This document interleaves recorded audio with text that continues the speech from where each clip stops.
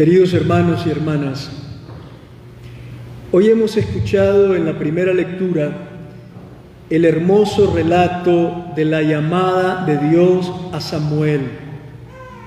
En una época de fuerte decadencia religiosa en Israel. Dice el texto que por aquel tiempo era rara la palabra del Señor. Samuel era un joven que vivía en el santuario de Silo, al servicio del sacerdote Elí. Era una especie de monaguillo al servicio del anciano sacerdote. Una noche, mientras Samuel ya se había acostado, el Señor lo llamó por su nombre 3 veces. Samuel no estaba preparado y no sabía que era el Señor. Cada vez que oía la voz, el joven se levantaba, corría y se dirigía al sacerdote. Al final, Elí comprendió que era el Señor quien llamaba al chico y le aconsejó que si lo llamaban otra vez, dijera: «Habla, Señor, que tu siervo escucha». El Señor volvió a llamar a Samuel aquella noche y él respondió como le había aconsejado Elí: «Habla, Señor, que tu siervo escucha». O mejor aún, habla, Señor, que tu siervo está dispuesto a escuchar. A partir de esa noche, la vida de Samuel cambió totalmente. Aquel chico bueno y honesto que ayudaba al sacerdote en el santuario se convirtió en profeta de Dios. Dice el texto que Samuel crecía y el Señor estaba con él, y ninguna de sus palabras dejó de cumplirse. Dios le comunicaba sus palabras, Samuel las escuchaba y las anunciaba al pueblo. Samuel llegó a ser juez y profeta de Dios en Israel. Durante la difícil transición política que vivía el pueblo, cuando pasó de la época de los jueces a la institución de la monarquía, a Samuel le tocó acompañar ese periodo tan delicado de la historia de Israel. Este hermoso relato vocacional nos enseña varias cosas. Dios suscitó al profeta que Israel necesitaba en aquel momento. Dios no abandona a su pueblo. Cuando la historia es más oscura y todo parece incierto, Dios se acerca para guiarnos e iluminarnos.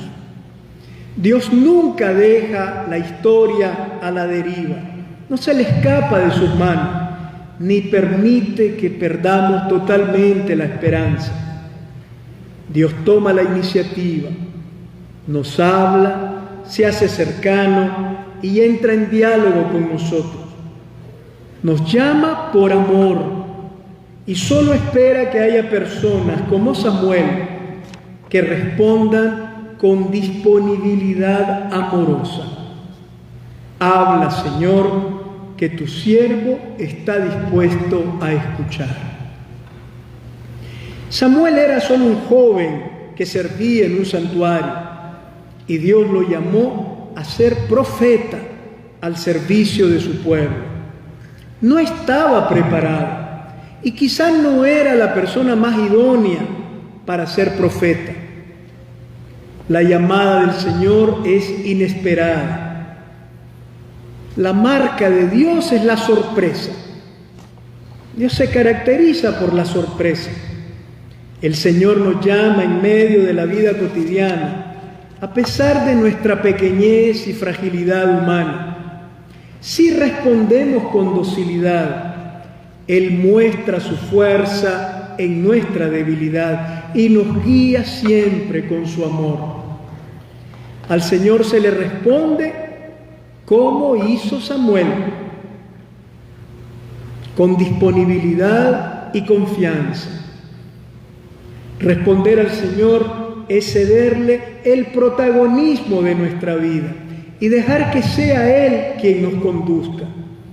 Muchas veces tendremos que emprender caminos nuevos que no habíamos imaginado y sospechado totalmente, pero siempre llevando en el corazón la certeza de que Él está con nosotros. Como escuchamos en el relato, Samuel no pudo responderle al Señor desde el primer momento. La vocación es un camino en el que a través de tropiezos y desaciertos se nos va haciendo poco a poco cada vez más clara la voluntad de Dios, no desde el inicio, sino gradualmente. Para responder al Señor hay que acostumbrarnos a esperar, a asumir con serenidad las oscuridades de la vida y nuestros propios errores, y no dudar nunca en pedir consejo a personas más experimentadas en la fe. La vocación de Samuel nos enseña también que Dios nos llama siempre para una misión. Cuando Dios llama, nos conduce a una entrega y a un servicio más útil para los demás. Samuel fue llamado para ser profeta. La vocación culmina siempre en la ofrenda de la propia vida al servicio de Dios y de los hermanos. En el Evangelio se narra también otra experiencia vocacional, la de los primeros discípulos de Jesús. Un día estaba Juan Bautista con 2 de sus discípulos. Se fija en Jesús que pasa y les dice: «He ahí el Cordero de Dios». Los 2 discípulos, apenas lo oyen, siguieron a Jesús. No dudan en abandonar a su antiguo maestro. Salen de la comodidad de lo que ya conocen y se ponen a seguir a aquel rabí del que ignoran casi todo. Por un tiempo van detrás de Jesús, en silencio, misteriosamente atraídos por su persona. En un cierto momento, Jesús se vuelve hacia ellos y les pregunta: ¿qué buscan? Estas son las primeras palabras de Jesús en el Evangelio de Juan. Jesús comienza no adoctrinando ni imponiéndose, sino preguntando. Hace una sencilla pregunta con la que intenta penetrar en el corazón de aquellos 2 hombres. Desea escucharlos. Por eso les pregunta.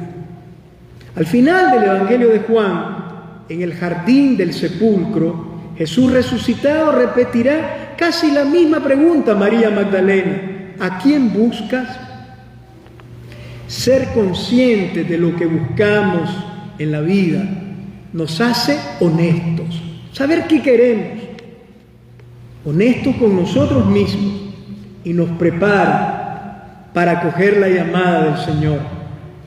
Jesús nos hace la misma pregunta a cada uno: ¿qué buscas? ¿Qué buscamos? ¿Por qué estamos aquí? ¿Por qué seguimos a Jesús? Jesús desea entrar en lo más hondo de nuestro ser y tocar con sus manos lo más profundo y vivo de nuestra existencia, el deseo. ¿Qué queremos? ¿Qué buscamos? Nos interroga sobre nuestro anhelo más fuerte, sobre lo que nos mueve a vivir y a luchar en la vida, el sueño detrás del cual caminamos. Para ser discípulos de Jesús, lo primero es entrar dentro de nosotros mismos, excavar en el corazón y con sinceridad descubrir lo que se mueve ahí dentro, lo que crece en nuestra intimidad. Y llegamos a ser discípulos de Jesús si estamos convencidos de que en Él encontraremos la realización de esos deseos profundos, de aquello que más anhelamos en la vida. A la pregunta de Jesús, aquellos dos hombres responden con otra pregunta: Maestro, ¿dónde vives?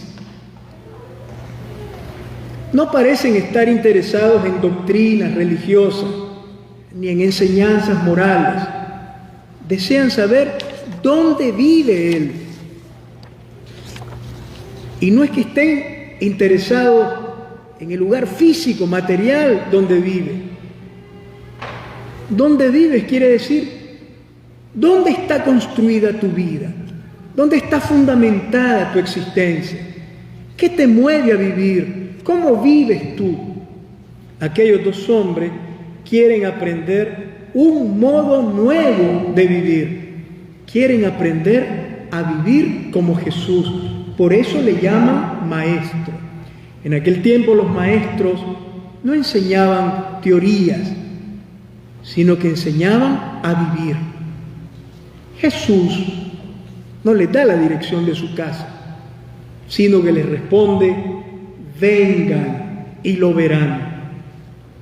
Porque no es suficiente tener información sobre Jesús, haber oído hablar de Él, o habernos hecho una imagen suya basada en lo que hemos oído a otros.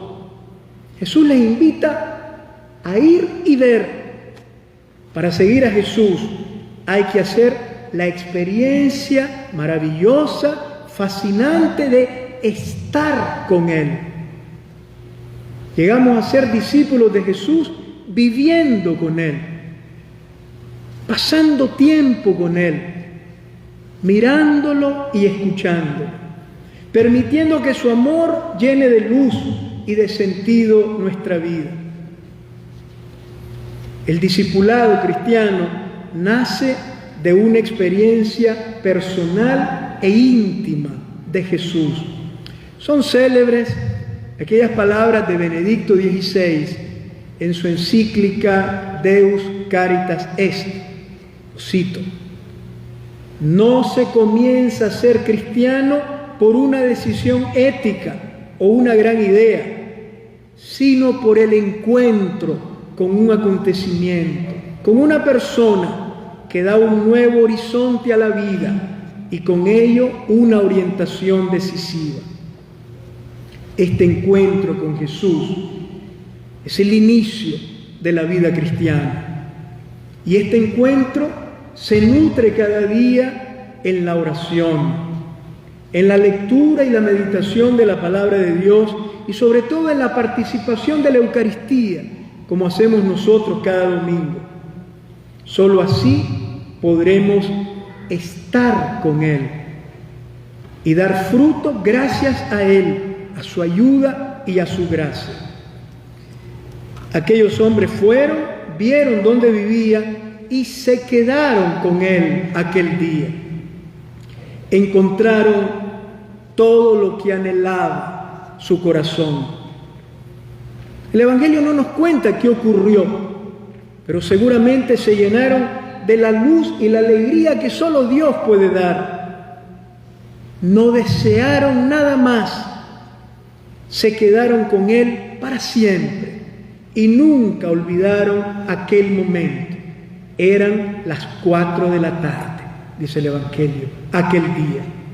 El encuentro inicial con Jesús queda grabado en la mente y en el corazón para siempre, nunca se olvida. Y es tan importante que en los momentos oscuros de la vida, el recuerdo de aquel encuentro siempre nos da fortaleza y consuelo. Tanto Samuel, que escuchó a Dios en medio de la noche, como los primeros discípulos que se quedaron con Jesús, descubrieron el amor y encontraron todo lo que anhelaba su corazón. Samuel llegó a ser un profeta al servicio de su pueblo, y los discípulos, como vimos hoy en el Evangelio, se convirtieron a su vez en testigos que atrajeron a otros hacia Jesús. Quien responde a la llamada de Dios no solo descubre el gozo de ser amado y de vivir en la verdad, sino que sale de sí mismo y espontáneamente se vuelve testigo y servidor del amor en favor de sus hermanos. Amén.